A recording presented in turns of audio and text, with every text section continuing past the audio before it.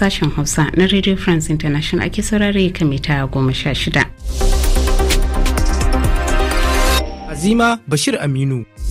Mai sauraro barka da wannan yammaci ga kanan labaran. A Najeriya daidai lokacin da 'yan bindiga suka sace masallata 40 a jihar Zamfara, mahukuntan jihar Katsina sun kulle yarjejeniyar sulhu da 'yan ta'addan. Rwanda da Congo sun sanya hannu a yarjejeniyar kasafta ma'adanan ƙarƙashin ƙasa bisa tanadin Amurka. Wakilan ƙasashen Larabawa da na ƙasashen Musulmi na taro a Doha game da matakin da za su ɗauka kan Isra'ila bayan hari kan Qatar a makon jiya. Ta yanzu kuma ga cikakkun labaran.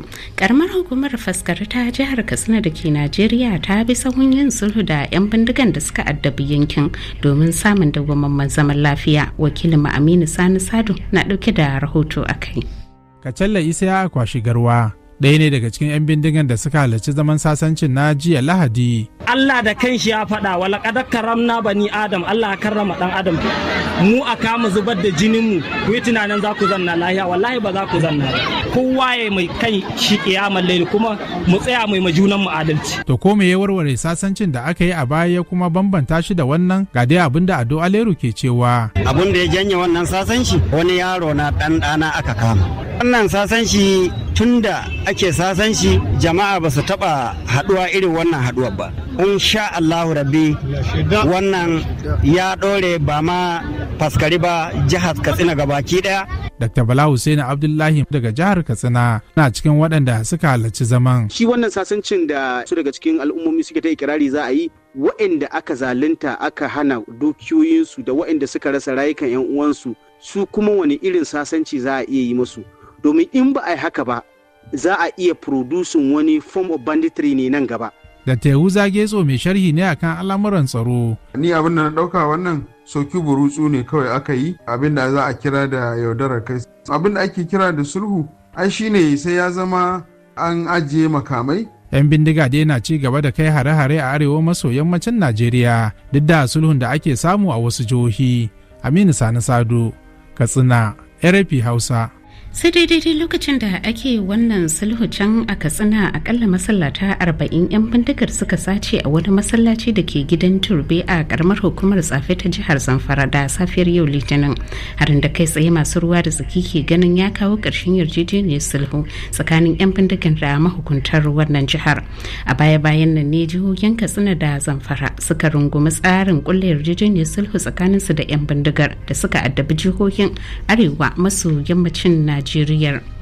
Ƙwararru a fannin lafiya a Najeriya sun bayyana damuwa kan yadda ake samun karuwar mutanen da suke mutuwar farɗaya ko kuma fuji'a ba tare da wata alama ta rashin lafiya ba. Hauwa Haliru Gwangwazo ta haɗa mana rahoto.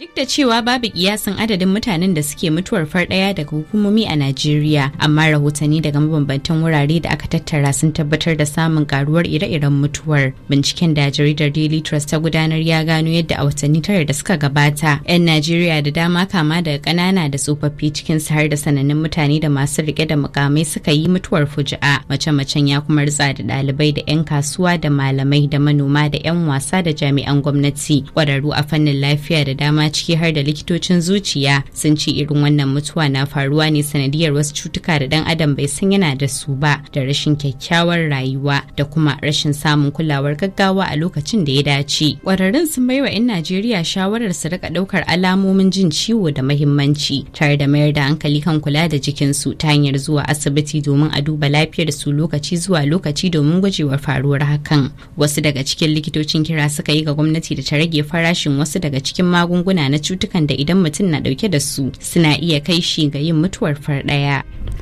To ambaliyar ruwa ta shafe dubban kadada na filayen noma a fadamar maradin jamhuriyar Nijar sakamakon sakin madatsar ruwan jibi a jihar Katsina da Najeriya da mahukunta suka yi. Da dai wannan matsalar ta haifar da ɗimbin asara ga manoman da ke kokawa kan karancin ruwa a bana. Umar Sani ya haɗa mana rahoton. Kimanin kadada sama da 33,000 ne ruwan ya mamaye, kuma Alhaji Lawali Haruna na daga cikin manoma da suka tafka asara. Ya yi kira gwamnati da ta taimaka musu. Da masara da hatsi da shinkafa da lalle ma da aka dasa da salati da aka watsa dubabu. Haka Allah ya ku. An rasa su sai da gwamnati ta taimaka mu da abun noman rani. shekaru 4 jere wannan ambaliyar ke faruwa sai dai babu kamar ta bana. Alhaji Dan Sanda shugaban kungiyar manoman fadama ya ce dole a koma ga noman shinkafa. To wannan ambaliya da take zuwa ta wannan shekaru dai an gode ma Allah saboda tana zuwa daidai da abinci, wani ya kai kuma wani bai kai ba. Ba yiwuwa ka bar gona ka ce ba ka noma ta dan ruwa na shiga, a'a tunda akwai abin da an ka noma ruwa yana ɗaukar ruwa, to menene shinkafa ce. Kenan yanzu kowa ya bada ƙarfi ga noman shinkafa dan dai ka bar wurin ka haka nan baka noma ba.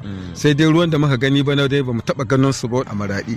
Bayan ambaliya a fadamar, kankara ita ma ta yi mummunar banna ga manoma a bana. Mustapha Mummuni shugaban sashen kididdiga na ma'aikatar noma ya yi ƙarin haske. Kankarawar inda ta ɓata kama gonaki da suka kai kama kimanin hekta 4,800. Gulbin kaba da ya share shekaru sama da 50 a Kofe ya ciko a bana tare da afkawa yankin Gazawa, Fadawa, Tasawa zuwa Mayahi. Shi ma gulbin Ɗankama ta Katsina ya yi irin tasa barnar a wasu sassan jihar. Umar Sani, Lagos, RFI.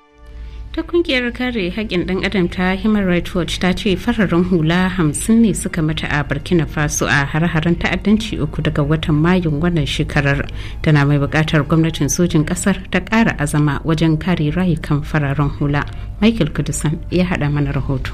A wata sanarwa, Human Rights Watch ta ce kungiyar Jenim ta kai hari garin Jibbo a ranar 11 ga watan Mayu, da kuma wanda ta kai ƙauyen Yuba a yankin arewacin ƙasar a ranar 3 ga watan Agusta. Hare-haren da suka yi sanadin mutuwar mutane 40 jimilla. Ta ƙara da cewa a ranar 28 ga watan Yuli, waɗannan 'yan bindiga sun yi kwanton ɓauna inda suka farmaki wani ayarin motoci ɗauke da fararen hula da ke kan hanyar su ta kai kayayyakin agaji garin Gorom-Gorom na yankin Sahel, inda mutane akalla 9 suka mutu. Sai dai a martanin da ta mayar wa Human Rights Watch a ranar 15 ga watan Agusta, kungiyar Jenim ta ce bata taɓa kaiwa fararen hula hari da gangan ba, kuma ba za ta taɓa yin hakan ba, tana mai bayyana zargin na Human Rights Watch a matsayin mara tushi. Mutane 26,000 ne aka kashe tun da Burkina Faso ta fara fuskantar matsalar ta'addanci daga shekarar 2015, kuma sama da rabin wannan adadi an kashe su ne a cikin shekaru 3 da suka wuce, a cewar kungiyar ACLED da ke bibiyan rikice-rikice a wannan yankin. Wata fitacciyar alkaliyar kotun Amurka ta yi kakkausar suka game da matakin shugaba Donald Trump na ta sakiyar 'yanci ranar kasashen yammacin Afirka zuwa Ghana, galibinsu 'yan kasashen Najeriya da Gambia. Mai shari'a Tanya Chutkan da ke birnin Washington DC da shirya wani zaman shari'a na gaggawa bayan da wasu tarin lauyoyi suka mika takardun hujjojin da ke nuna cewa galibin 'yanci ranar sun cimma yarjejeniyar da ke nuna cewa ba za a kai su kasashen su na asali ba. Rwanda da Jamhuriyar Demokradiyyar Congo sun rataba hannu kan wata yarjejeniyar fasalta bangaren ma'adanan karkashin kasa a matsayin cikamakin wadda suka cimma a Amurka. Umar Sani ya haɗa mana rahoto akai. A karkashin kudin yarjejeniyar kasashen biyu za su yi aiki tare domin haɓaka bangaren ma'adanan karkashin kasa da sahalewa masu son zuba jari, kamar yadda yake kunshi a yarjejeniyar sulhu da juna da wakilansu suka rattaba wa hannu a birnin Washington na Amurka. Wata majiya ta shaidawa kamfanin dillancin labari ta cewa tuni kasashen biyu wato Rwanda da Jamhuriyar Demokradiyyar Congo suka yi nisa a tattaunawa kan kudurin dokar wanda ya shafi bangaren masana'antu masu zaman kansu da bankuna, sai kuma masu hannu da shuni daga wasu kasashen. A farkon watan Oktoba mai zuwa ne ake sa ran kasashen biyu su kira wani taro inda shugabanninsu za su rattaba hannu kan yarjejeniyar ƙarshe da kowane bangare ya amince da ita. A watan Yunin da ya gabata, ƙasashen Rwanda da Jamhuriyar Demokradiyyar Congo suka sanya hannu kan yarjejeniyar zaman lafiya mai shafuka 17 domin kawo ƙarshen gwamman shekaru na rikici da juna da bangarorin biyu ke yi. Ra'ayoyi sun bambanta game da shirin samar da majalisar dattijai a Gini daidai lokacin da ake shirin zama don kada kuri'ar raba gardama kan batun a ranar 21 ga watan da muke na Satumba. Wannan yanayi na zuwa a daidai lokacin da wato ake kaiwa kololuwa rikicin siyasa ake kaiwa kololuwa da ke a cikin wannan kasa da ke fuskantar mulkin soja karkashin kanal Mamadu Dambuya bayan dakatar da manyan jam'iyyun adawa a zaben da ke tafi. Dan takarar neman kujerar shugabancin kasa karkashin jam'iyyar adawa a Tanzania Luhaga Mpina na fuskantar wasu sabbin tuhume-tuhume da ka iya kalubalantar takararsa a babban zaben da ke tafi. Wannan sabbin tuhume-tuhume na zuwa kwana guda shida bayan kotun koli ta wanke Luhaga tare da ba shi damar iya tsayawa a takarar zaben na watan Oktoba. Sai dai kwatsam ministan shari'ar kasar da dan takarar jam'iyyar AAFP da jam'iyya mai mulki sun soki hukuncin kotun tare da jaddada cewa Impina bai da hurumin tsayawa a zaben na watan gobe. Wakilai daga kasashen larabawa a ƙarƙashin ƙungiyar Arab League da kuma mambobin ƙungiyar kasashen musulmi ta OIC na ganawa a birnin Doha, inda ake sa ran za su fitar da matsaya guda akan matakin bai ɗaya da za su ɗauka domin ladabtar da Isra'ila, wadda a makon jiya ta kai hari kan Qatar. Nura Ado Suleiman na ɗauke da ƙarin bayani. Taron da aka fara yau Litinin na gudana ne kwana guda bayan ganawar sirri tsakanin ministocin harkokin wajen gamayyar kasashen a jiya Lahadi domin tsara daftarin tsauraran matakan da ya kamata su ɗauka kan Isra'ila, wadda a baya-bayan nan ta kai wa kasashe akalla 6 hare-hare cikin kwanaki 3 a yankin gabas ta tsakiya. Duk da cewar zai yi wahala a iya hasashen irin martanin da kasashen za su mayar, wasu masu fashin baki na ganin katse dukkanin wata hulɗa tsakanin kasashen na Larabawa da Isra'ila ka iya zama matakin da ke kan gaba. Daga cikin jerin hararen da Isra'ila ta kai kan wasu kasashe a cikin makon jiya dai har da wanda ta kai kan shugabannin Hamas a yayin da suke tattaunawa a birnin Doha kan daftarin yarjejeniyar tsagaita wuta a Gaza wadda Amurka ta gabatar musu. Kwana biyu bayan harin ne kuma ministan tsaron Pakistan Muhammad Asif ya yi gargadin ya zama dole a ɗauki tsatsauran mataki kan Isra'ila, kuma ya kamata kowace ƙasa ta kwana da sanin cewar yakin Gaza ka iya shafar ta. Kwamitin sulhu na Majalisar Ɗinkin Duniya zai sake wani zama gobe Talata don tafka muhawara game da harin Isra'ila na ranar 9 ga watan nan kan Qatar da ya nufashi kashe jagororin kungiyar Hamas. Bayanai sun ce Pakistan ce ta nemi gudanar da wannan muhawara a madadin kungiyar kasashe musulmi da na kasashen yankin Gulf bisa jagorancin Kuwait. Tuni wannan hari ya sanya shakku game da yiwuwar ɗorewar dangantaka tsakanin Isra'ila da wasu kasashen Larabawa da suka dawo da hulɗa da ita ƙarƙashin yarjejeniyar Abraham Accord bisa jagorancin Donald Trump a wa'adin mulkinsa na farko. Sakataren harkokin wajen Amurka ya ce ƙasarsa za ta baiwa Isra'ila cikakken goyon baya a yakin Gaza, inda ya kira a murƙushe Hamas yayin wata ziyara da ya kai wa aminiyar Amurkan a yau Litinin. Ziyarar taro biyu na zuwa a daidai lokacin da Isra'ila ke ci gaba da kai hare-haren da ke laƙumi rayukan fararen hula a Gaza a ƙoƙarin da take na ƙwace iko da ilahirin zirin. Ga kaɗan daga jawabinsa. Abin da ya faru a ranar 7 ga watan Oktoba tsantsar mugunta ce ta rashin hankali, kuma abin da ke ci gaba da faruwa kenan a bangaren Hamas. Akwai bukatar Hamas ta daina wanzuwa a matsayinta ta kungiya mai dauke da makamai da ke barazana ga zaman lafiyar yankin, kuma al'ummar Gaza sun cancanci makoma mai kyau, amma wannan makoma mai kyau ba zai yiwu ba har sai an kawar da Hamas, kuma irin wannan makoma da zaman lafiya ba zai samu ba har sai an saki waɗanda ake garkuwa da su gaba ɗayansu, kuma abin da za mu ci gaba da mayar da hankali a kai kenan. Kuma abin da shugaban ƙasa ke son gani ya faru kenan, kuma ku sa ran samun cikakken goyon bayanmu domin ganin hakan ya faru. Fassarar kalaman sakataren harkokin wajen Amurka Anthony Rubio. Ma'aikatar al'adu a Spain ta bayyana matsayar gwamnatin kasar na kauracewa gasar waka ta Eurovision matukar Isra'ila za ta halarci gasar, matakin da ke fito da adawar kasar ta EU karara da Isra'ilan game da abin da take aikatawa kan Falastinawa a yankin Gaza. Tsawon lokaci Spain ta dauka tana adawa da Isra'ila tare da goyon bayan samar da halastacciyar kasar Falastinu. Su dai a wannan karan ministan al'adun kasar Enes Urtasun ya ce ba kadai Spain da Ireland ba, sauran kasashen turai ba wato za su kaurace wa ita wannan gasa a matukar Isra'ila ta halarce ta. Rasha ta yi gargadin daukar mataki kan duk wata ƙasa da ta yi yunkurin wawashewa ko kuma karɓa iko da kadarorinta, gargadin da ke zuwa bayan fitar wasu bayanai da ke cewa EU na duba yiwuwar watandar wasu kadarorin Rasha na biliyoyin daloli da ta kwace da nufin taimakawa Ukraine. Tun baya da shugaba Vladimir Putin na Rasha ya faro yaƙi a Ukraine, Amurka da ƙawayenta na yammacin duniya suka dakatar da duk wata hada-hadar kuɗi tsakaninsu da babban bankin Rasha tare da kwace kadarorin Moscow da suka kai darajar dala biliyan 350.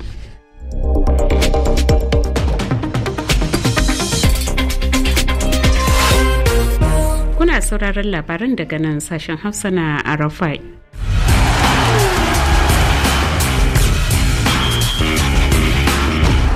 Taken labarin wasanni kenan muna kuma tare da Michael Kudusan. Barka da shigowa. A gaishe ki Azima. An gaishe ka. To tsohon captain din Manchester United kuma wanda ya fi saka kwallo a raga a kungiyar Wayne Rooney ya ce United ta sake dabircewa ne fa a karkashin Ruben Amorim a matsayin mai horarwa. Maimakon farfadowa. Sosai. To a wata ɗaya ga ranar 1 ga watan Nuwamba shekarar ta gabata ne dai kungiyar wadda su 20 take lashe gasar Premier Ingila ta nada Amorim a matsayin koci bayan da ta sallame Erin ten Hag.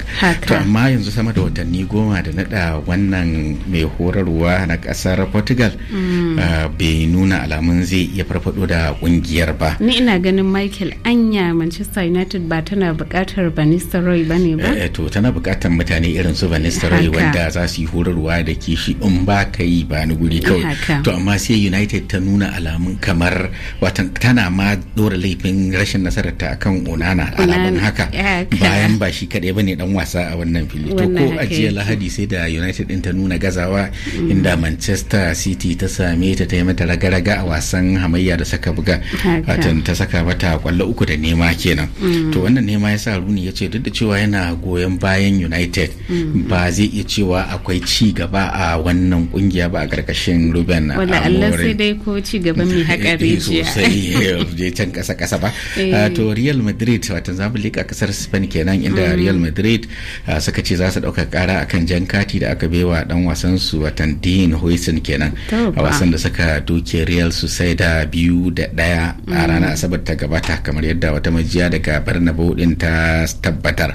To an daga wa Huijsen jan kati ne minti 32 da fara wasa a filin Real Arena sakamakon rafke Obil Oyarzabal duba da yadda alkalin wasa Jesus Gil ya fassara lamarin da cewa dan wasan gaban ya dushe cin kwallo ne amma kuma da haka ya rafke shi ya girbe shi. Suna ganin bai cancanci jan katin bane ko kuwa? Suna ganin bai cancanci jan kati ba saboda shi Mikel ko kuma ce Zabi Alonso ya ce katin gargadi ya kamata a bashi saboda ba shi kadai ke gurin ba, akwai Eder Militao kuma shi ainihin dan wasan Oyarzabal din nan bai riga ya ma cimma kwallon ba gaba ɗaya saura kamar yadi 40 ko mita 40 ya cimma kwallon ya zama irin kwallon ta zama tashi. To amma sai aka samu wannan to dai aka ce kungiyar alƙalan wasa sai da ma ta ba da haƙuri kuma yanzu haka kuskure aka tafka ko kuma dai a ce akwai abin da shi alƙalin wasan yake nufi da wannan rashin rashin adalci da za a ce yayi. To in muka koma kwallon cricket kuma yan wasan kwallon cricket na India sun ki musabaha da takwarorinsu na Pakistan biyo bayan haduwar su ta farko kenan tun bayan rikicin da kasashen biyu suka yi a farkon wannan shekarar kamar yadda kocin Pakistan Mike Hassan yayi ikirari. To India ta doke Pakistan a gasar kofin Asiya a Dubai kuma bayan haka ne dai captain Surya Kumar Yadav da abokin wasansa Shivan Dube suka bar filin wasa a maimakon su tsaya su yi musabaha. Wato dai siyasa ta shiga wasanni an gaishe ka mai kyau. Dace ba na gode kwarai da gaske.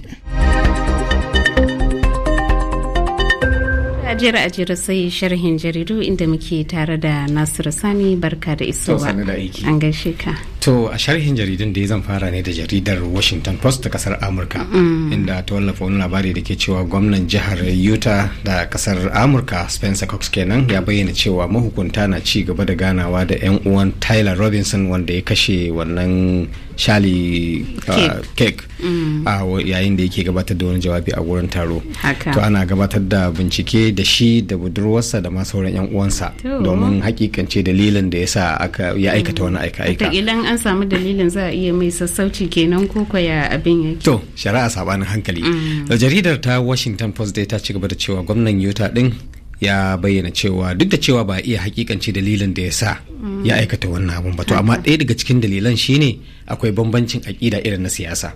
To ɗaya daga ciki dai kenan da aka iya bayyanawa a yanzu ba tare da an ce shi wanda aka kashe ɗin Kek yana sahun wato masu caccakar auren jinsi da kuma masu ra'ayin sanya dokar zubar da ciki. Haka. To dai ga wanda kuma da dama daga cikin Amurkawa na adawa da wannan abu musamman matasa suna ganin akwai buƙatar a ba su dama su yi auren jinsi sannan kuma mata a ba su damar su zubar da ciki a duk lokacin da suka ga dama. Ra'ayin shi ya zo kusan daidai da na shugaban kasar da yake yaki da wannan abu nan. To sai jaridar Ahram Online ta Masar kenan, inda ta wallafa labarinta da ke cewa wani jami'i na kasar Isra'ila, Ilan Volkov, ya yi Allah wadai da har-haren da Isra'ila ke kaiwa a Gaza. Jami'in ya yi wannan bayani ne a wani zauren taro na gudanar da taruka a fadar masarautar Ingila, wato Royal Albert Hall, a yayin da yake gabatar da wani jawabi ga manema labaru kuma da wato sauran mahalarta wannan taro. Ka san wannan ba sabon abu bane ka ga wani daga cikin ita wannan gwamnati ta Isra'ila ko kuma dakarun sojin ta ma da dama yanzu haka bayanai na cewa an daure su saboda sun ki yarda su je shi wannan yaki na Gaza. Haka yake. To sai kuma jaridar Daily Trust ta Najeriya, wadda ta wallafa labarinta duk da dai ya zo a labaru. Kwararru a fagen kiwon lafiya a Najeriya sun yi bayanai a game da yadda ake samun yawaitar waɗanda haka kawai sai mutum ya yanke jiki ya faɗi ba tare da an samu wata alama cewa akwai rashin lafiya ko kuma wani abin nan ba. To sai mu ce Allah ya kyauta, an gaishe ka Nasiru. Sannu da aiki. To al'ummar yankin birnin Gwara a jihar Kaduna da ke Najeriya na ci gaba da nuna gamsuwa da zaman lafiyar da aka samu tun bayan sulhun da aka yi da 'yan bindiga watanni 10 da suka wuce, duk da cewa akwai 'yan matsalolin da ake fuskanta. Harkar noma da kasuwanci sun fara dawowa yadda suke, kamar yadda al'ummar wannan yanki suka shaida wakilinmu Aminu Sani Sado da ya ziyarce su. Ga dai rahoton da ya haɗa mana. Gonaki an noma, babu inda ba a noma ba, sai dai in hali ne bai samu ba. Tun daga birnin Gwara har zuwa ko ina hagu da dama babu inda ba a noma ba. Daga lokacin da aka yi wannan sasanci, alhamdulillah abubuwa sun yi sauki, sai dai 'yan matsaloli da ake samu nan da can wanda ba za a rasa ba. Wasu manoma kenan da suka hada da Kasim Ibrahim Gagumi da kuma Zakariya Umar Imam Kakangi ke bayyana farin cikin su dangane da zaman lafiyan da aka samu sakamakon sulhu da aka yi da 'yan bindiga a yankin Birnin Gwari.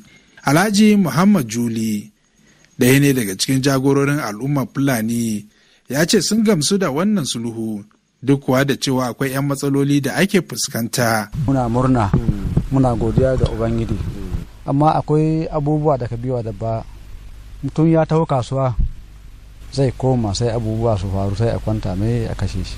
A riƙe alƙawalin Allah, ba abun da ke faruwa sai alheri mu gare mu. Alhaji Zubairu Abdurra'uf shi ne ɗan masanin Birnin Gwari, ya ce yankin ya samu ci gaba sosai. Kun ga yadda manoma suka koma gonakinsu, kun ga yadda ake ma'amala tsakanin al'ummomi, kun ga yadda ake zaman lafiya, sannan kuma da ƙoƙarin da ake yi na ganin cewa an tattali wannan zaman lafiya, duk kuwa da irin kutse da muke samu daga bakin iyakoki. To sai dai muna kira ga gwamnati ta yi ƙoƙarin ta ƙassasa irin wannan wato shiri na wanzar da zaman lafiya zuwa jihohin Zamfara, Niger da sauran jihohi na arewa maso yamma da arewa maso tsakiya domin a samu dawwammamen zaman lafiya da kuma ci gaban al'umma. To koya kasuwanci ya dawo a wannan yanki na Birnin Gwari? Sunana Adamu Ibrahim. Ana yin kasuwanci yadda ya kamata kuma mutane suna walwala yadda ya kamata. Da babu kasuwa kan, yanzu kuma akwai kasuwoyi sosai yanzu. Kowa yana kaiwa ya sayar kuma yana sowa ya kawo gidansa, babu wani matsala yanzu. Sunana Rabi Ibrahim. Alhamdulillah mu kan sana'a yanzu, alhamdulillah zaman lahiya ya ƙarasa, wuri ya bunƙasa. Ci ballantana ma yanzu a ce ma bullowar kakan nan. Watanni 10 da aka yi sulhu kenan da 'yan bindiga. To amma tun da farko ta yaya aka cimma wannan yarjejeniya? Mai martaba a sarkin Birnin Gwari Alhaji Zubairu Jibrin Mai Gwari ya yi mana ƙarin haske. Shi wannan yarjejeniya wacce ake magananta, mutane za su tsammani ko zama aka yi aka samu takarda aka rubuta kaza ba kaza da kaza, ba haka aka yi ba.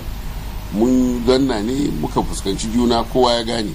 Tun da naga sun kawo goron nan aka fasa, kowa ya ci, na san cewa insha Allahu za mu ci nasara. Ba zai yiwu a ci gaba da zama haka nan ba, ana son a ci gaba. Ba a ci gaba idan akwai tashin hankali, za a samu ɗan tangarɗa nan da can. Insha Allahu za mu ci gaba da wannan, kuma in Allah ya dana zuwa baɗi sai dai tarihi.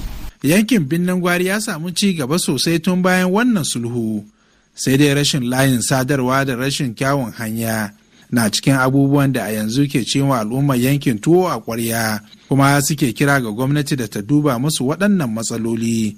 Aminu Sani Sado, Birnin Gwari, RFI Hausa.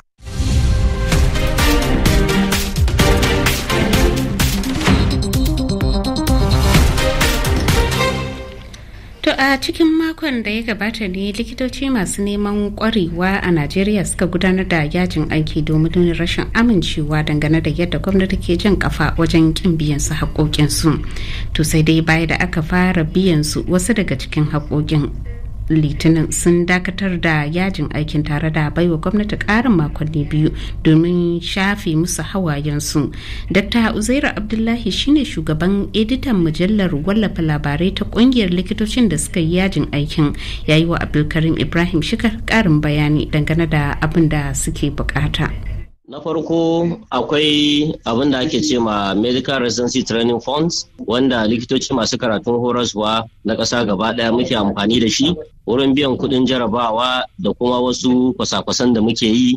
To wannan shekaran an samu jinkiri, kuma da aka zo biyan sai ya zamana kusan rabi duk ba su samu wayannan kuɗin ba. Sannan akwai wani ƙarin albashi da aka yi na kusan shekara 2 kenan muna bin arias na wata 7 wanda har yanzu shi ma gwamnati bata biya ba. Sannan akwai jihohi inda likitocin wanda suke karatun horarwa da suke fama da matsaloli a kwarin da ba su samu albashinsu ba na watanni da dama. Wannan suna cikin manya-manyan dalilan da suka jaza wannan yajin aikin da muka tafi. To kamar waɗannan kalamai da kai za a fahimci cewa matsalar taku ta haɗa da ɓangaren gwamnatin tarayya da kuma gwamnatocin jihohi. Duka. Sai dai na gwamnatin tarayya shi ya fi yawa, saboda cikin kashi 100 na likitocin da suke karatun horarwa a ƙasa to kashi 70 suna ƙarƙashin gwamnatin tarayya ne, kashi 30 ne suke sauran ƙarƙashin gwamnatocin jihohi. Akwai wani yunkuri na samun fahimtar juna tsakaninku da gwamnatocin domin kaucewa faɗawa yajin aikin, ko me ya faru? Na farko mun ba da sati 3 bayan mun yi taro a jihar Calabar a cikin watan Julai. Muka ba gwamnati ultimatum na ai kokari waɗannan korafe-korafen namu ai kokari a biya mana su cikin sati 3. Wasu suna da kwasa-kwasan da za su yi amma kuma babu kuɗi a hannunsu. Har sati 3 ya ƙare aka zo muka sake tattaunawa, to gashi sati 3 ya cika amma har yanzu gwamnati babu wani yunkuri mai mahimmanci daga gefenta. Aka ƙara kwana 10 saman sati 3 farko da aka bada. Shi ma a cikin wannan kwana 10 ya zo gwamnatin bata yi abin da ya kamata ba. Kamar bata ce ukun bane ba gwamnatin, ko kuwa bukata ce bata biya ba? Wato bayanan ne na gwamnatin, sai dai a ce za a yi abin da suke ta faɗi mana wata da watanni, har aka zo kuma har lokacin ya wuce ba a yi ba. Kuma gaba mu da wata mafita illa iyaka mu shiga yajin aikin. To kun yi yajin aikin kwanaki 2 a makon da ya kawo ƙarshe, kuma kuka sanar cewa wai kun janye yajin aikin har tsawon makonni 2. Kamar akan wani sharaɗin? Bayan wannan kwana 10 da muka ƙara, aka kira mitin muka tattauna, sai muka ce to za mu fara yajin aiki karfe 8 na ranar Juma'a in gwamnati bata fara biyan waɗannan kuɗin ba da suke cewa za su fara biya. Ba fara biyan waɗannan kuɗin ba sai a ranar Juma'a nan misalin karfe 6 na yamma. Kuma dama mun ce in har suka tabbata sun fara za su biya mu kuɗi, sun fara biyan kuɗin, to za mu zo mu duba yiwuwar jan yajin aikin. Sai muka ce to mun janye yajin aiki amma mun ba da sati 2 zuwa taron da zamu yi a Katsina ranar 24 ga wannan watan. Idan sun biya kuɗin nan gaba ɗaya shikenan, in ba su biya wannan kuɗin gaba ɗaya ba to za mu sake tattaunawa mu gani. Bayan cikar waɗannan makonni 2 idan bukata bata biya, mi zai biyo baya? Lallai za a kira National Executive Council meeting na dukkan asibitocin da ke Najeriya, me kuma abun yi. Idan shugabanni sai ga cewa mu koma yajin aikin, to yajin aikin za mu tafi. In sai ga cewa a'a akwai wata mafitar da za a ƙara nema da gefen gwamnati a samu biyan bukata, sai mu bi wannan hanyar. Anya ko kuna la'akari da halin da marasa lafiya ke shiga idan aka shiga yajin aiki a ƙasa? Mun fi kowa damuwa da marasa lafiyan nan. Likitocin ma kuma su ma sun koma marasa lafiya. Ta yaya? To mutum ba a biya shi kuɗin shi ba, wasu suna aiki wata 2, 3, 4 babu salari. Wasu sun ciwo bashi daga banki sun tafi sun yi jarabawa. To tunanin da ake yi mutum ya zauna ya natsu ya ga mara lafiya, mutum bai da shi. To Dr. Uzairu Abdullahi sai mu ci muna godiya ko? Na gode sosai. Tattaunawar Abdulkarim Ibrahim Shikar da Dr. Uzairu Abdullahi. Da haka zakai farko na labaran ya kawo karshe, inda kuka ji yadda a Najeriya daidai lokacin da 'yan bindiga suka sace masallata 40 a jihar Zamfara, mahukuntan jihar Katsina kuma sun kulle yarjejeniyar sulhu da 'yan ta'addan. Kun kuma ji yadda Rwanda da Congo suka sanya hannu a yarjejeniyar kasafta ma'adanan karkashin kasa bisa tanadin Amurka. A gefe guda kun ji da wakilan kasashen Larabawa da na kasashen Musulmi ke taro a Doha game da matakin da za su dauka kan Isra'ila bayan